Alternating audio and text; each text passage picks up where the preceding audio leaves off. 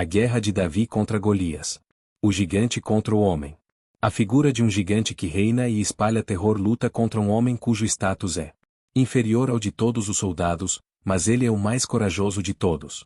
Descobriremos a incrível história de um pastor que surgiu do nada e lutou contra o gigante que estava protegido da cabeça aos pés. O personagem mais falho da Bíblia, ao mesmo tempo, o mais carismático e impressionante de todos é o rei Davi. O rei Davi foi um dos líderes mais condecorados da Bíblia. Não houve líder que tenha conquistado tantos títulos quanto Davi. É assim que a Bíblia detalha suas qualificações.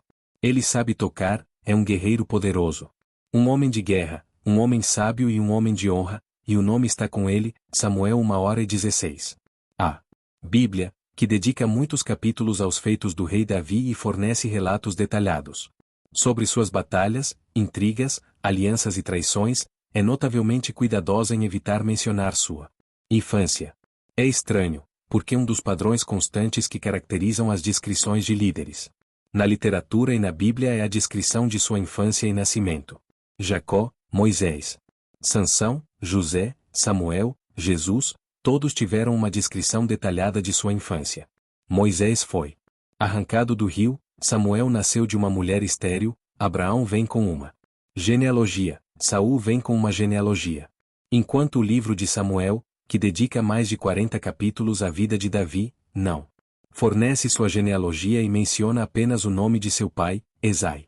A Bíblia menciona os nomes de todas as mães dos reis da casa de Davi, exceto de um rei, o próprio Davi. Davi, por outro lado, emerge do ventre de sua mãe aos 28 anos, quando o encontramos pela primeira vez pastoreando ovelhas em Belém. Então, de onde Davi veio? A Bíblia não nos conta a história do nascimento de Davi, não. Nos fornece sua genealogia e não fala sobre sua mãe porque sua origem é um assunto controverso que ele prefere evitar. A tradição do livro de Rute, segundo a qual Davi é descendente de Moabitas, é, na verdade, apenas uma versão de uma antiga tradição que liga a família de Davi aos povos da Transjordânia, e em particular a Moabe. 2. Notas passageiras nos livros de Samuel e Reis podem indicar que essa tradição era conhecida pelos autores desses livros. Seu pai, Esai, o nomeou responsável pelo rebanho da família, e na primeira parte de sua vida até sua unção como rei, ele adquiriu muitas habilidades. O profeta Samuel veio à casa de Esai para ungir um dos filhos de Esai como rei, de acordo com a ordem de Deus. Mas Deus não lhe disse qual dos 7 filhos de Esai seria o rei. Samuel chega à casa de Esai, ao ver Eliabe, o primogênito de Esai, belo e alto como Saul, pensa que Deus o escolheu para ser rei. Mas Deus lhe diz, não olhe para a sua aparência nem para a sua altura, porque você o enganará, pois não é onde o homem vê. Porque o homem vê com os olhos e Deus vê com o coração. Apesar de Eliabe ser alto e imponente, ele foi desqualificado para a realeza. Agora conheça os gigantes. Golias, o oponente de Davi. A Bíblia documenta a existência de gigantes no período antigo.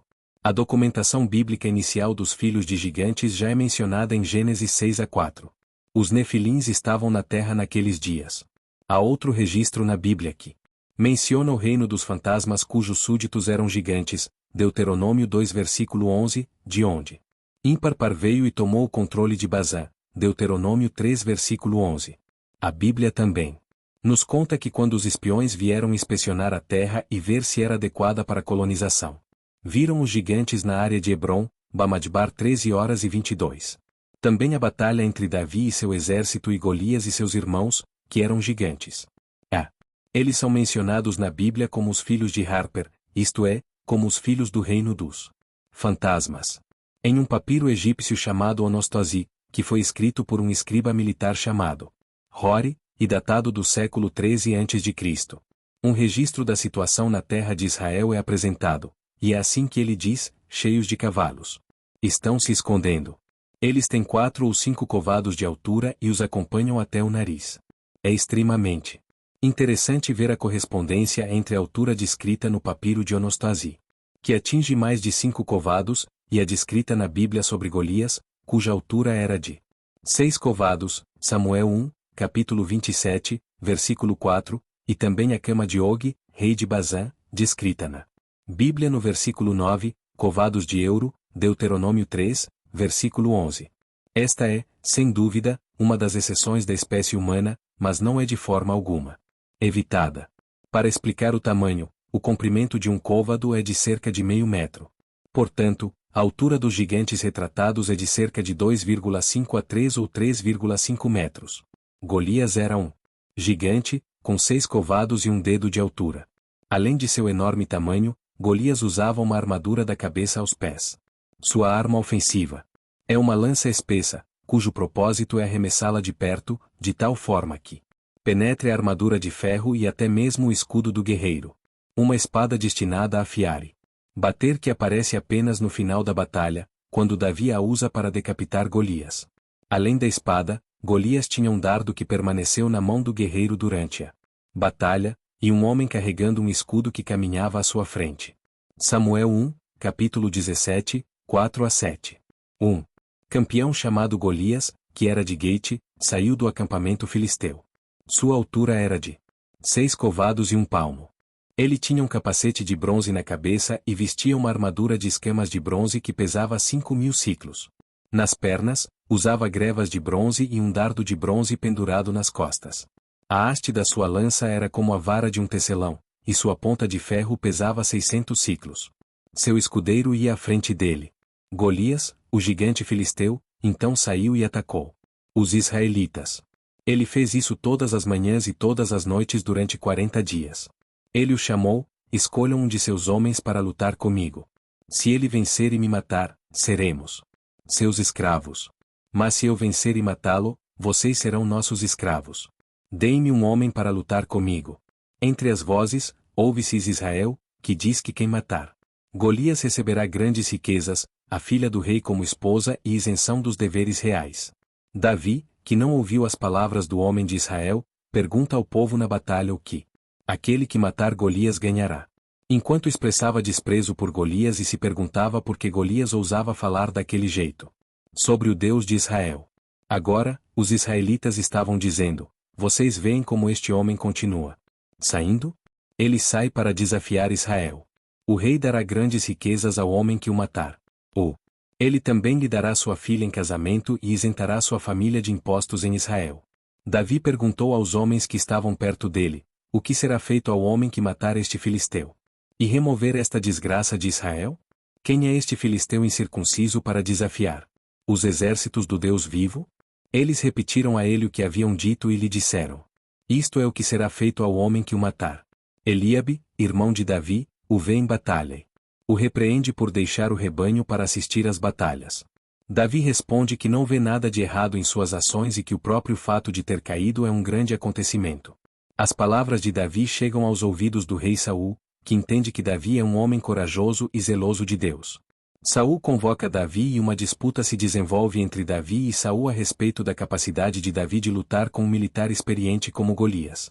Para provar a habilidade de Davi, ele diz que, enquanto era pastor, lutou contra um leão e um urso que frequentemente vinham devorar as ovelhas e ele venceu, então também venceu Golias.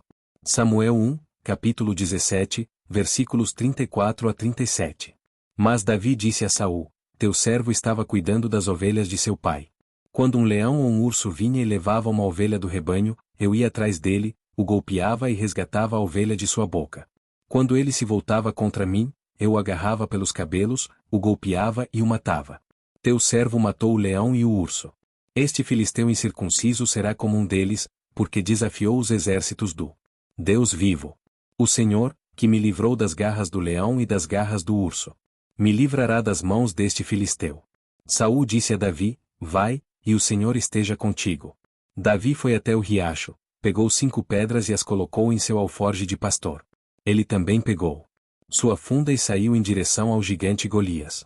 Quando Golias o viu, não acreditou no que via. E ele tinha certeza de que seria fácil matar o pequeno e magro Davi. Se tão somente te aproximares de mim, disse Golias, darei a tua carne às aves do céu e aos animais. Davi lhe respondeu: tu vens a mim com espada, lança e dardo, e eu venho a ti em nome de Deus. Hoje, Deus o entregará em minhas mãos, e eu o derrubarei. Quando a batalha entre eles começa, para subjugar seu oponente, Davi se aproveita do único ponto fraco que encontra nele: sua testa exposta. Ele pegou sua funda e desferiu um golpe poderoso que matou Golias. Quando Golias caiu, os filisteus começaram a fugir dos israelitas. Seja porque não queriam manter o acordo ou porque reconheceram o julgamento dos deuses. E acreditavam que seriam derrotados se entrassem em uma guerra frontal. Foi assim que a guerra entre o gigante e o homem terminou. E foi assim que Davi ascendeu à grandeza, tornando-se um dos maiores reis da história. Mais uma história chegou ao fim. Esperamos que você tenha aprendido algo novo hoje.